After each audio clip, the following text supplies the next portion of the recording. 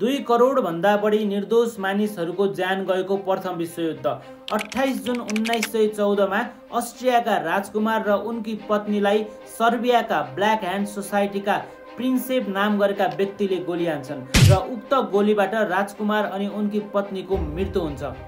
युद्धको लागि एउटा खास कारण चाहिएको थियो, त्यसैले यो घटना बारुदको थुप्रोमा आगोको झिल्को साबित भयो र सुरु भयो 2 करोड भन्दा बढी मानिसको ज्यान जाने प्रथम विश्वयुद्ध।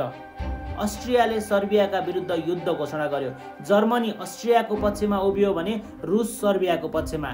फ्रान्स रुसको साथमा थियो भने ब्रिटेन जर्मनीको पक्षमा आयो। अस्ट्रियाले सर्बियामाथि र जर्मनीले फ्रान्समा आक्रमण गरे।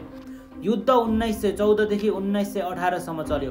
युरोपको यो लडाईँमा 2 करोड भन्दा बढी निर्दोष मानिसहरूको ज्यान गयो। विश्वका अधिकांश राष्ट्रहरू सामेल भएको पहिलो विश्वयुद्धको समाप्तिको घोषणा 11 नोभेम्बर 1918 मा भएको थियो।